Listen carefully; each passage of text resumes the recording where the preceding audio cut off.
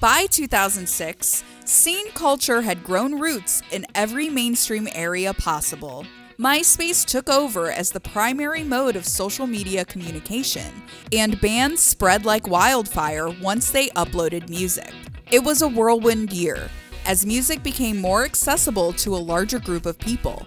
Hot Topic brightened its lights, and studded belts were an essential accessory. Scene became the dominant offshoot of these genres, essential to any playlist back then and even now.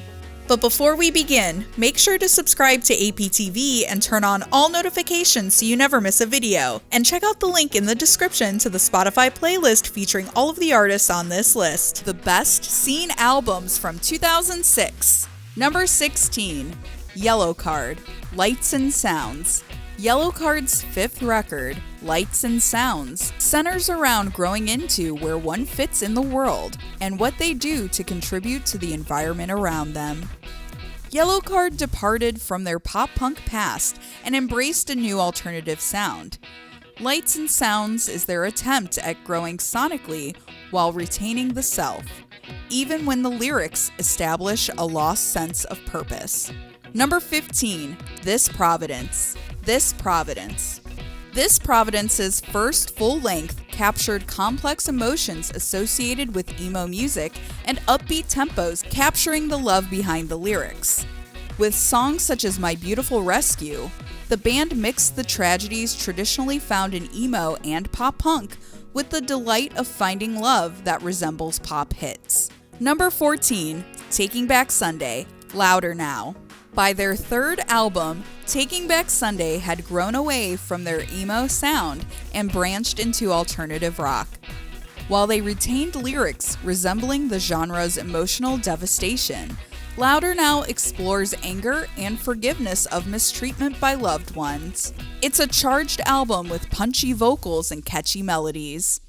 With songs such as Liar, It Takes One to Know One, and Make Damn Sure, Taking Back Sunday established that their sound had grown into adulthood with them and showcased their ability to break the mold. Number 13, Saosin. Less than a year after the release of their debut EP, Anthony Green left Saosin, and the band immediately set out to release their first album in 2006. With Cove Reber as lead vocalist, they created an all-new sound that was part rock and part wholehearted emo. Throughout the album, Saosin reflect on the departure of trusted friends and growing apart, with songs such as Voices. With guitar riffs aplenty, their self-titled record set the stage for a fresh lineup and sound. Number 12, The Red Jumpsuit Apparatus, Don't You Fake It.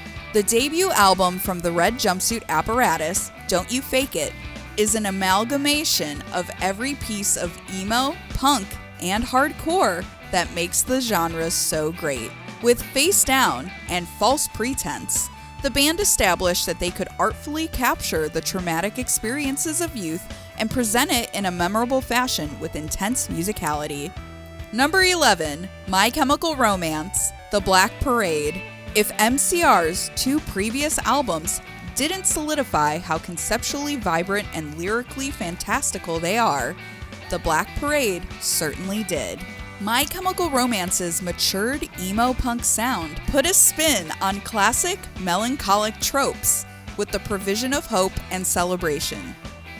The album took influence from David Bowie, Queen, Pink Floyd, and more to create its unique rock opera sound.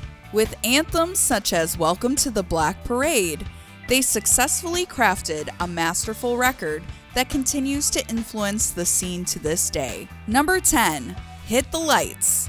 This is a stick-up. Don't Make It a Murder. Hit the Lights' first full-length, This is a Stick-Up, Don't Make It a Murder, is charged with a powerful pop-punk sound mixed with emo lyrics about revenge and love lost. Sonically, Colin Ross's vocals are a punch to the gut with singing that puts whoever has hurt him on blast. With intense introductions to nearly every song, Hit the Lights establish that they are a band fueled by the angst of youth and turn to music to encapsulate those deeply personal emotions. Number 9, Hellogoodbye. Zombies, Aliens, Vampires, Dinosaurs. Hellogoodbye's debut, Zombies, Aliens, Vampires, Dinosaurs, established that scene music was branching off from its roots in both emo and punk. With Here in Your Arms, they gave scenesters an anthem to dance and sing along to about love and yearning. Their synth-fueled sound with upbeat lyrics to match made them a band who were on everyone's MySpace profile. They embraced the creative spirit of scene music and unapologetically showcased it through their unforgettable debut album. Number 8, From First to Last, Heroin. The second album from First to Last, Heroin, is a gritty output that's lyrically obscene and charged with such intense energy, it remains a staple to scene culture. It was the band's best-selling album and was the last to feature Sonny Moore on vocals. Singles The Latest Plague and Shame Shame encapsulate the raw emotions that express disdain, anger, and resentment. The record established that FFTL could truly find a place in the mainstream scene. Number 7, Dashboard Confessional, Dusk and Summer. Dashboard Confessional's Dusk and Summer is the fourth LP from the mind of emo legend Chris Carrabba. The album is inspired by the feelings he experienced when driving to the beach and hopefulness in the world. It's mixed with emo sounds that Carrabba is known for, while adding alternative elements to capture the lyrics' true essence. While he utilizes traditional instruments, Carrabba included experimentation with mandolins and flower pots over drums, making this an unforgettable release. Number 6, Cobra Starship. While the City Sleeps, We Rule the Streets. While the City Sleeps, We Rule the Streets was the debut album from the newly formed Cobra Starship. After leaving Midtown, Gabe Saporta formed the band with a sound heavily drenched in guitar and synthesizers. The band sported a pop sound with punk and emo influences, but abandoned the drama for a more lighthearted approach.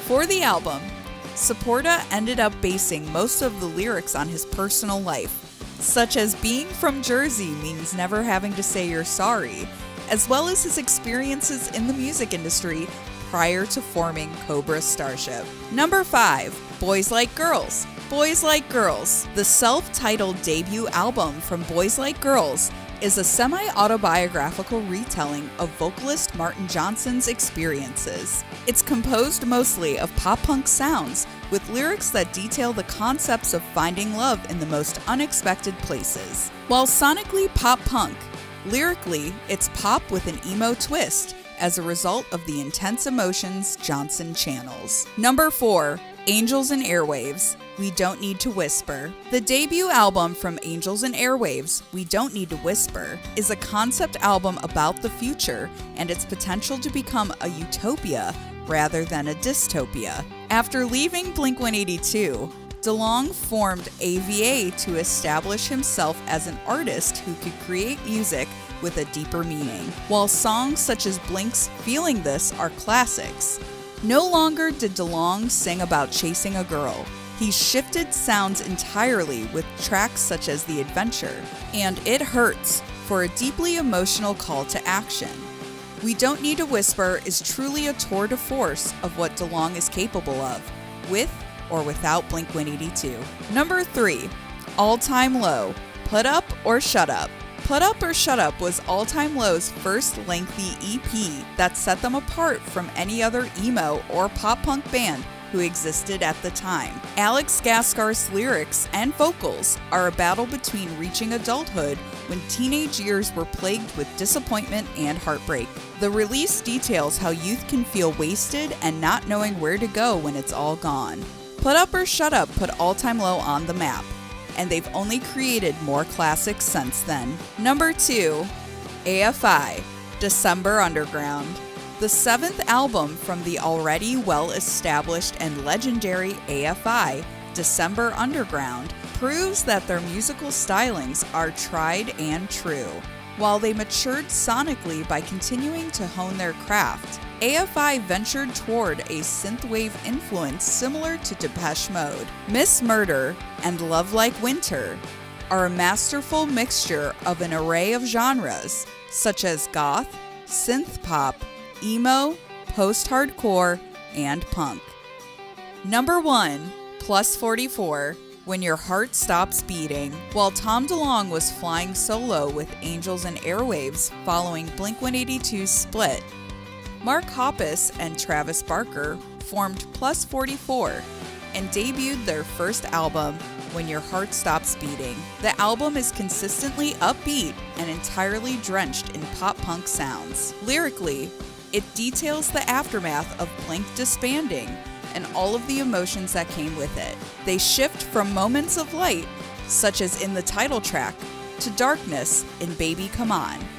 Ultimately, Plus 44 are the adult version of Blink-182, in which they face the seriousness of adulthood and come to terms with life as they know it.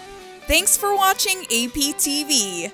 Don't forget to subscribe now to our channel to see all of the latest videos and updates.